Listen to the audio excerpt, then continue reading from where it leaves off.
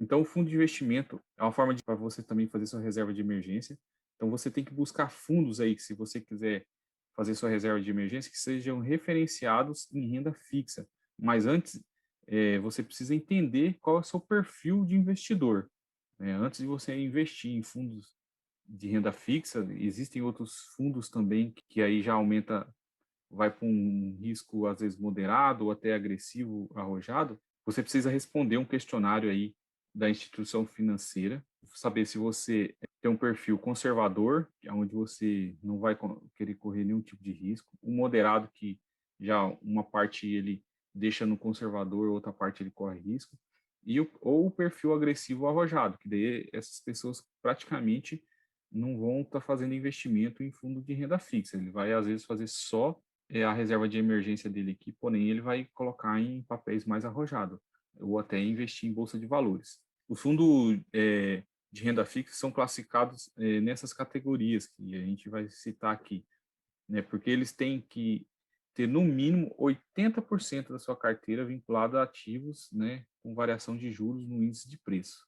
O que são os índices de preço que a gente até falou anteriormente?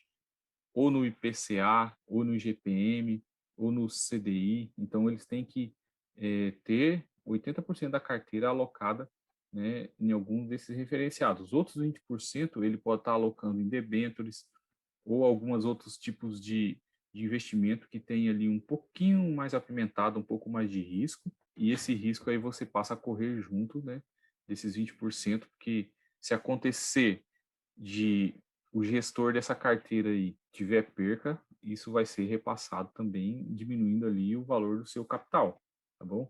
Então, ficar atento quanto a isso, mas assim, na maioria dos gestores dessas grandes empresas, dos grandes bancos aqui, eles sempre conseguem bater, né, com um retorno aí para as suas carteiras e remunerar bem, né, quem está guardando dinheiro em fundo de renda fixa.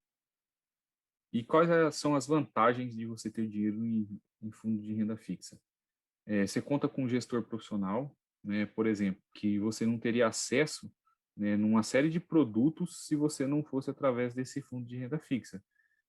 Porque, além de ele fazer alguns investimentos, 80% em determinados papéis, outros 20% ele coloca em alguns um pouco mais arrojados, como o exemplo das debêntures, que é muito mais difícil você entrar com pequenos valores, porque esses fundos de renda fixa aqui, ele não tem algumas vezes a limitação de valor, você pode colocar valores pequenininhos ali, R$ 50, R$ 100, que ele vai aceitar, são cotas que são vendidas para você. Agora, se você fosse entrar na compra de uma debênture, por exemplo, você teria que ter aí uma grande quantidade de valor. E já um fundo, ele junta o dinheiro de todos os investidores e vai lá e compra, né, esse investimento aí em debêntures de uma vez só com o dinheiro de todo mundo. Então, essa é a vantagem de você ter tanto um gestor profissional e também estar investindo em papéis que talvez você não teria acesso sozinho, com pouco dinheiro. E a desvantagem? Ele não tem somente retorno positivo, né, garantido. Então, pode acontecer, como eu falei aí, de um exemplo aí dos outros 20% ser alocado em setores, por exemplo, em debêntures, que podem dar prejuízo. E aí isso vai ser contabilizado na carteira e naquele momento ali, né, o seu dinheiro vai estar negativo. Um conselho é, nunca vá lá e saque esse valor se ele estiver dando negativo. Você tem que esperar, porque tudo que às vezes pode estar descendo em algum outro momento, ele vai subir novamente e vai te remunerar positivamente e ainda passar a ter juro para você. Os fundos também, eles têm alguns custos. Tem essa taxa de administração que é cobrado do patrimônio. Então, verifique junto à instituição quanto que é cobrado por essa taxa de administração. Que é cobrado não é do lucro, é do seu patrimônio. Mas essa taxa aí são valores bem pequenos, tá? Não vai estar aí comendo todo o seu dinheiro, que você vai colocar dinheiro lá, ele sempre vai estar negativo.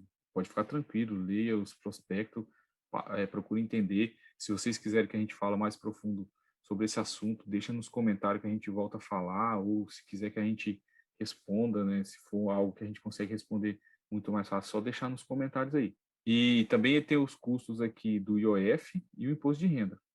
O IOF, ele é cobrado igualmente no CDB, se você aplicou dinheiro em fundo de investimento e vai retirar esse valor com menos de 30 dias, nos primeiros 29 dias, ele tem aquele valor do IOF que é cobrado até para punir você de não colocar um dinheiro e retirar tão rápido, para ele poder ficar muito mais tempo.